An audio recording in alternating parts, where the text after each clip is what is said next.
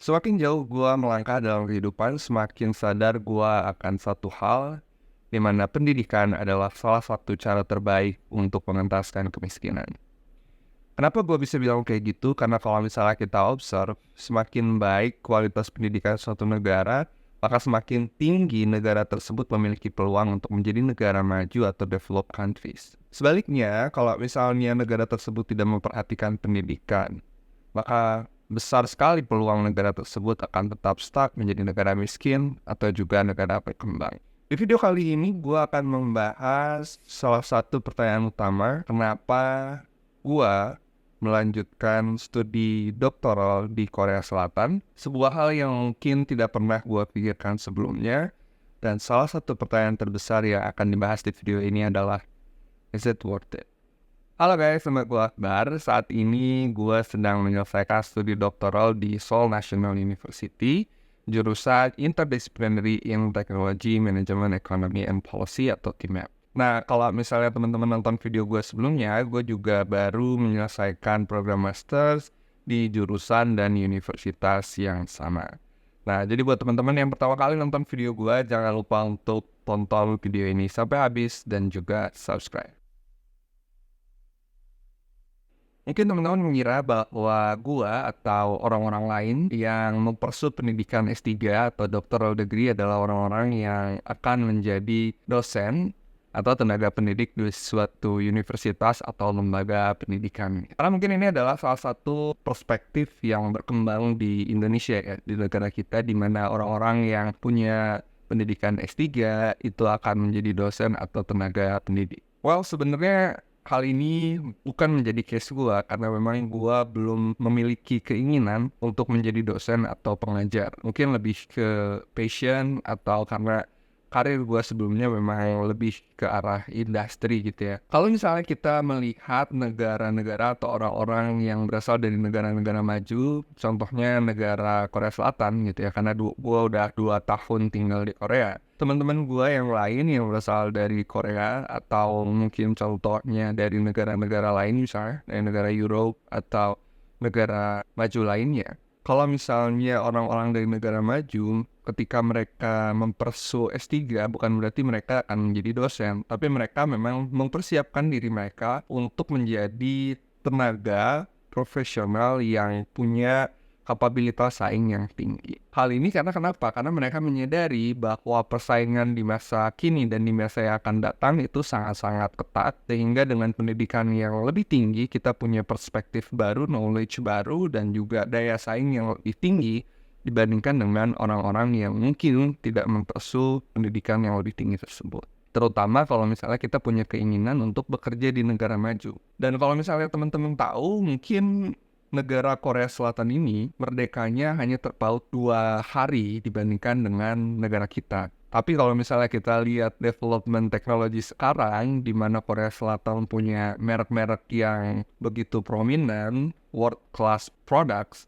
kayak misalnya Samsung, Hyundai, Kia, POSCO, ya you name it, mereka jauh lebih maju dari pengembangan teknologi dibandingkan dengan negara-negara lain termasuk negara kita Indonesia karena mereka punya kapabilitas saing yang lebih tinggi di mana sumber daya manusianya itu punya kualitas yang tinggi juga. Artinya ketika kita fokus terhadap pendidikan menjadi dasar utama dari suatu negara, maka itu akan menjadi efek yang sangat positif untuk perkembangan ekonomi, perkembangan sosial, dan perkembangan-perkembangan lainnya. Sehingga kita bisa simpulkan bahwa sebetulnya dengan mempersu pendidikan yang lebih tinggi, contohnya S2 dan S3, kita bisa memulai dari diri kita sendiri, termasuk dari diri gua, untuk mengembangkan kapabilitas diri dan mempersiapkan diri untuk bersiap dengan persaingan yang lebih ketat di masa kini dan di masa yang akan datang.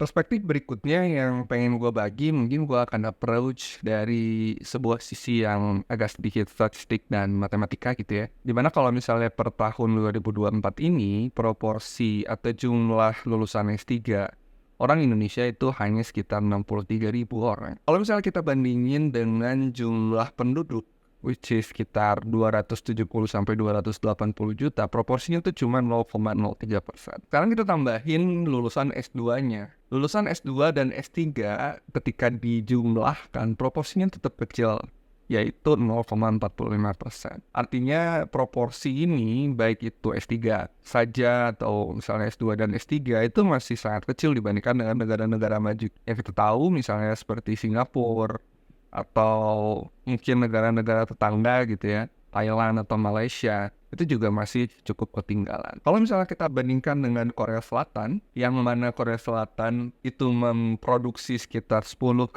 doktoral setiap tahunnya di berbagai bidang, pastinya negara kita itu ketinggalan dari berbagai hal, dari mulai engineering, ekonomi, dan lain sebagainya. Nah, itulah sebetulnya kenapa gua punya suatu alasan yang cukup kuat untuk melanjutkan, di mana gua ingin memulai dari diri gua sendiri untuk meningkatkan proporsi lulusan S3 yang ada di Indonesia. Karena hal ini menjadi sangat penting untuk pada akhirnya meningkatkan daya saing bangsa kita secara overall.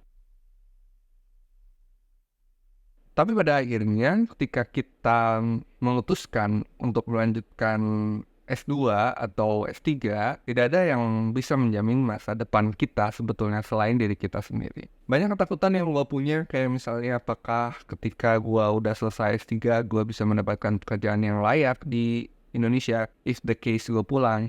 Atau apakah gue bisa bersaing di Korea Selatan kalau misalnya gue memutuskan untuk tetap stay di sini. Dan apakah semua waktu yang gue korbankan untuk bersekolah di luar negeri ini adalah sesuatu yang worth it? Jadi banyak pertanyaan dan ketakutan yang muncul, dan menurut gue itu adalah sebuah hal yang wajar. Tapi pada akhirnya gue punya niat untuk memberikan kontribusi yang lebih besar dan lebih bermanfaat di masa yang akan datang. Dan pada akhirnya itu yang menjadi motivasi gue untuk memutuskan gue akan lanjut sekolah S3 di sini.